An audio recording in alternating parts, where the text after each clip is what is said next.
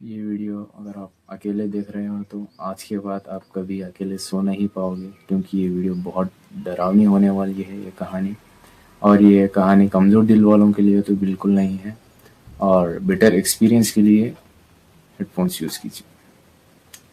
हाय, मेरा नाम है आदिल और ये मेरा नया चैनल है यूट्यूब पे, और मेरी ये फर्स्ट वीडियो है इस चैनल की। तो आज की कहानी है उस रात 12:40। दरअसल ये कहानी मेरे पापा के साथ घटी थी, तो इसलिए मैं इसे बिना देरी किए शुरू करते हैं आज की कहानी।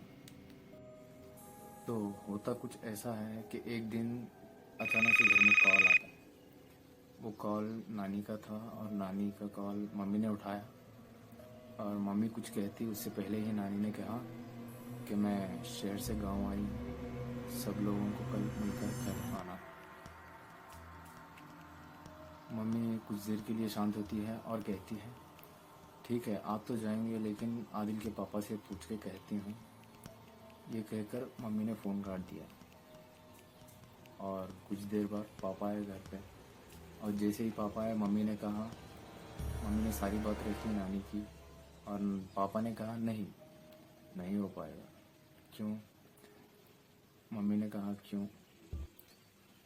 पापा ने कहा इसलिए कि कल रात मुझे ऑफिस जाना है, कल रात की ड्यूटी है। तो मम्मी कहती है नानी बहुत जिद कर रही थी। इतने में ही पापा का फ़ोन बजता है, और उस फ़ोन पे नानी थी। पापा ने उठाया कॉल और बात करने लगे। नानी ने कहा दामाद जी, मैं शहर से गांव आई हूँ, मुझे कुछ नहीं पता, कल सबको घर आना है। पापा कुछ कहते इससे पहले नानी बहुत जिद करने लगी, तो पापा कहते हैं ठीक है।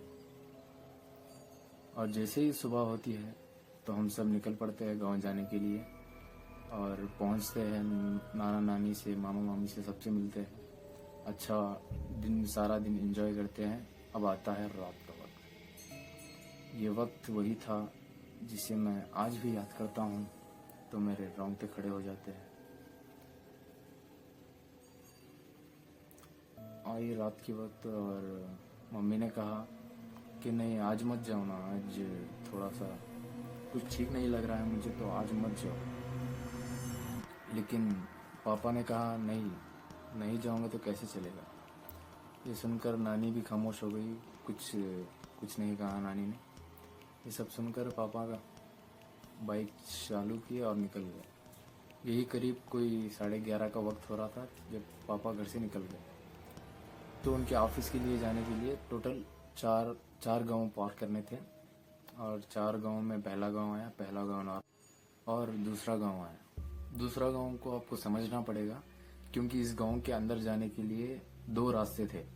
एक तो गांव के एंट्रेंस वाला इधर वाला, थोड़ी देर गांव के मेन रोड पे चले गए तो और एक रास्ता। तो ये वाला रास्ता ना चुन के पापा ने सामने से इसी गांव में से निकल के दूसरे गांव में जाने का रास्ता था। तो सामने का रास्ता पापा ने चुना। तो यहीं पे सबसे बड़ी गलती थी पापा की। ये क्या है, ये आपको आगे जाके पता चलेगा। और पापा दूसरे रास्ते से जाने के लिए मोड़ लेते हैं, और तभी वो मोड़ पे क्या देखते हैं कि यहाँ पे तो कोई कुछ वो इलेक्ट्रिसिटी का खंभा होता है ना, वो पड़ा हुआ है पूरे रोड पे, पड़ा हुआ है, और उसमें सब में आग लग चुकी है। पूरा कुछ दुखना जैसा हो जाता है, कंधे पे कुछ महसूस होता है। तो तुरंत पलट के देखते हैं। जैसे ही पलट के देखते हैं तो कुछ धुआं धुआं से निकल उड़ जाता है वहाँ से। धुआं धुआं की, ये जो धुआं था इसकी दो आंखें भी थी जो चमक रही थी, और ये उड़ के आंखों के सामने से गायब हो जाता है। पापा बहुत घबरा जाते हैं, और घबरा कर जैसे तैसे करके वहाँ से गाड़ी निकाल लेते हैं। वहाँ से गाड़ी निकालते हैं, और सोचते हैं ये सब क्या हुआ है मेरे साथ, क्या हो रहा है मेरे साथ। तभी एक 100-200 मीटर मुश्किल से पार किए होंगे, तभी उन्हें महसूस होता है कि उनकी गाड़ी की रफ्तार से कोई भाग रहा है। जैसे ही वो साइड वाले मिरर से देखने की कोशिश करते हैं तो कुछ नहीं दिखता उन्हें। पलट के भी देखते हैं और कुछ नहीं दिखता। ये जो पलट के देखा था इन्होंने, ये जैसे ही इधर पलटे और देखे, इधर पलटने के लिए कुछ पलटे ही है, कि उन्हें क्या दिखता है, सामने कुछ धुआं धुआं सा आँख वाला आदमी झट से मायम हो गया। अगले दिन पापा ऑफिस पहुंच के कॉल करते हैं इलेक्ट्रिसिटी ऑफिस में वहाँ की, उस गांव की, और फ़ोन करके बोलते हैं कि क्या हुआ भाई, वहाँ पे ऐसा खंबा गिर के आग लगी थी, सब ठीक है कि नहीं, ठीक हुआ कि नहीं। और जो जवाब सामने से आता है उसे सुनकर पापा बहुत घबरा जाते हैं। जवाब था, क्या कह रहे हो भाई, कौन सा खंबा, यहाँ तो कोई आग नहीं लगी, कोई खंबा नहीं गिरा। ये सुनते ही पापा के हाथ से मोबाइल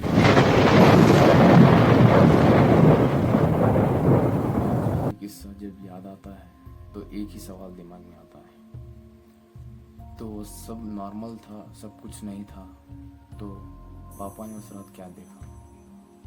ये बहुत बड़ी मिस्ट्री है जिसे कोई शायद नहीं सुलझा पाएगा।